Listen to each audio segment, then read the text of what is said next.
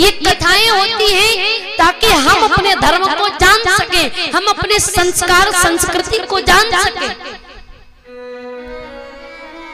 और 7 दिन तक कथा सुनने के बाद भी अगर हमने जीवन में कुछ ना उतार पाए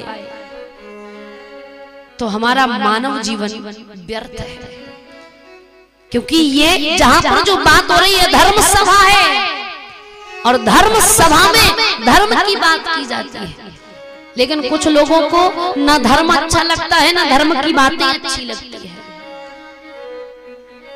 लेकिन निवेदन, हमारा शास्त्र कहता है यदा देवेषु वेदेषु गोषु विप्रेषु साधुषु धर्ममयी च विद्वेषः सा वासु विनश्यति।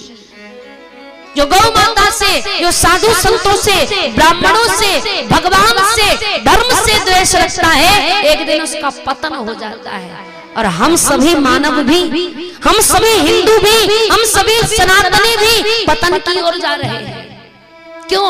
हम अपने धर्म को भूल गए हैं, हम अपने संस्कार को भूल गए, हम अपनी संस्कृति को भूल गए। हमारा धर्म कहता है धर्मो रक्षति रक्षिता, धर्मो भक्षति भक्षिता। हम धर्म की रक्षा करेंगे, धर्म हमारी रक्षा करेगा, और हम धर्म को समाप्त करेंगे, एक दिन धर्म हमें समाप्त कर देगा। लेकिन हम धर्म की रक्षा करें, लेकिन हम रक्षा नहीं कर रहे हैं।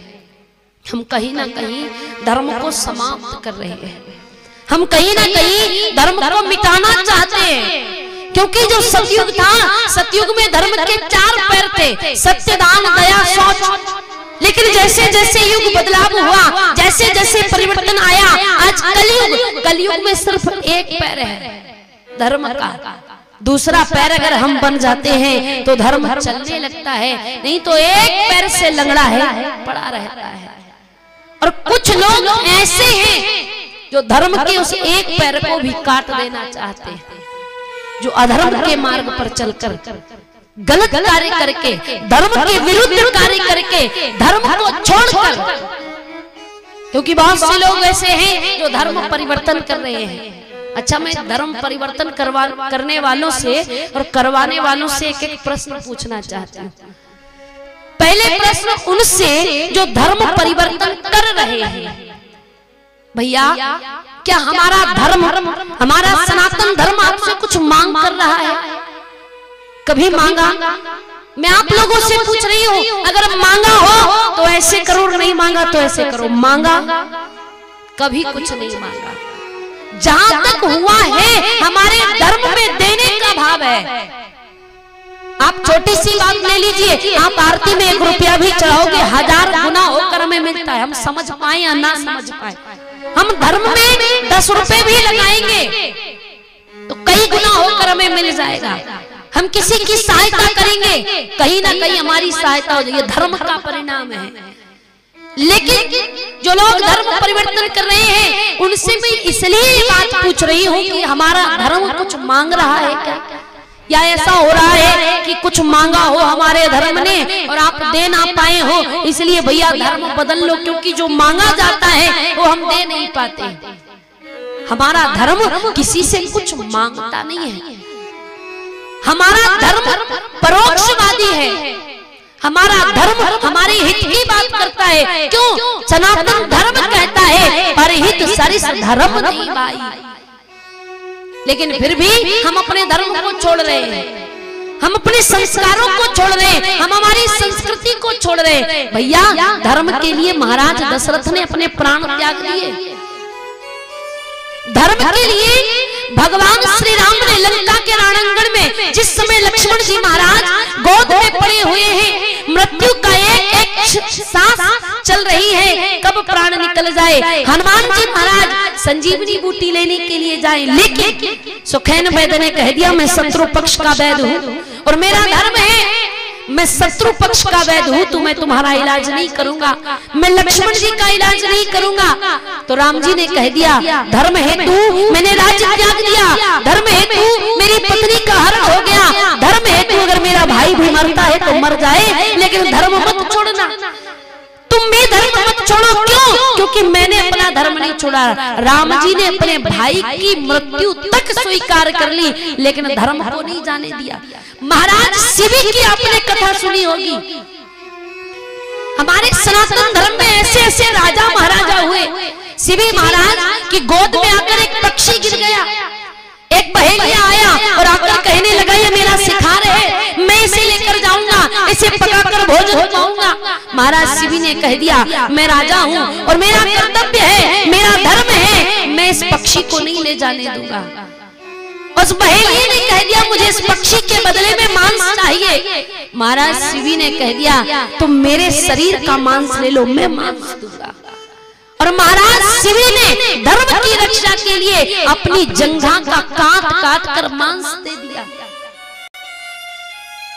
अपने शरीर का मांस दे रहे हैं, लेकिन पक्षी मायावी था, भार बढ़ता ही जा रहा है, वजन बढ़ता ही जा रहा है। दोनों जंघाओं का मांस काट दिया, शरीर के टुकड़े टुकड़े कर उस पक्षी के बदले में देने लगे, लेकिन वजन बढ़ता ही गया, भार बढ़ता ही गया। अंत में महाराज शिवी ने अपनी गर्दन पर तलवार रख ली कि मैं अपनी गर्दन भी काट दूंगा, लेकिन इस पक्षी को मरने नहीं दूंगा। महाराज शिवी ने जैसे ही गर्दन काटने के लिए तैयार हुए, वो पक्षी से भगवान प्रकट हो गए। क्यों? पक्षी कोई और नहीं था, स्वयं भगवान थे जो परीक्षा लेने के लिए आए थे।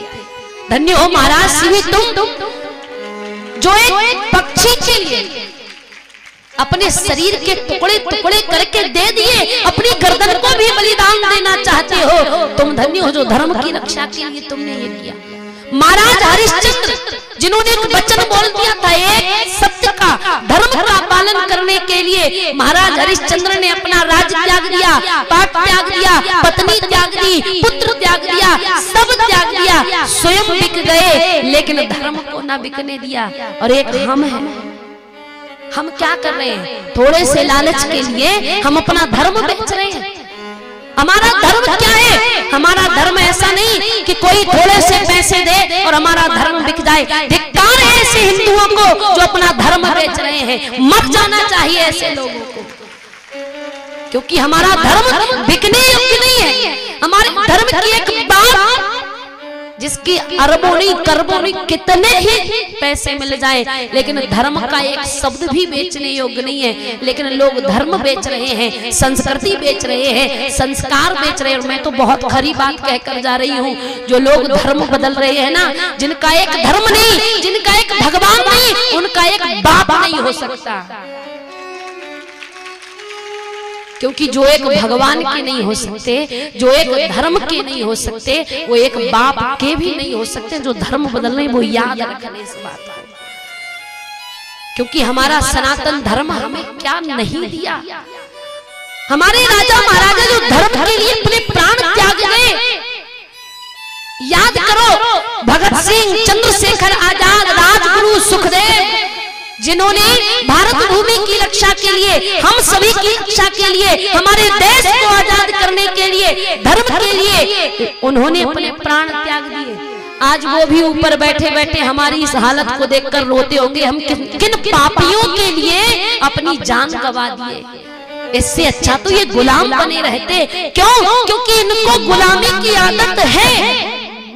और बहुत से लोग, सबकी नहीं कह रही हूं, जो धर्म बदल रहे हैं उन्हें गुलामी मंजूर है। आप धर्म बदल रहे हैं, लेकिन धर्म आज कुछ लालच में, कुछ बातों में आकर आप धर्म तो बदल लेंगे, लेकिन कुछ दिन के बाद आपकी आने वाली पीढ़ियां आपका नाम ले लेकर रोएंगी कि धिक्कार है हमारी जो पीढ़ी चली गई उन पर, धिक्कार है हमारे माँ बाप पर जिन्होंने धर्म बदल लिया और हमें गुलामी करनी पड़ रही है। क्यों? जिस धर्म की शरण में तुम जा रहे हो, तुम्हें वो अधिकार नहीं मिलने वाला जो तुम्हें सनातन देता है। तुम्हें वो चीजें नहीं मिलने वाली जो तुम्हें सनातन से मिलती हैं। बस तुम्हें बहला फुसलाकर, कुछ लालच में, कुछ पैसों के कारण, कुछ बातों के कारण हम धर्म बदल ले रहे हैं। लेकिन धर्म बदलकर न हमें सम्मान मिलेगा, न स्वाभिमान मिलेगा, न वो स्थान मिलेगा जो हमें सनातन धर्म ने दिया है और देता है।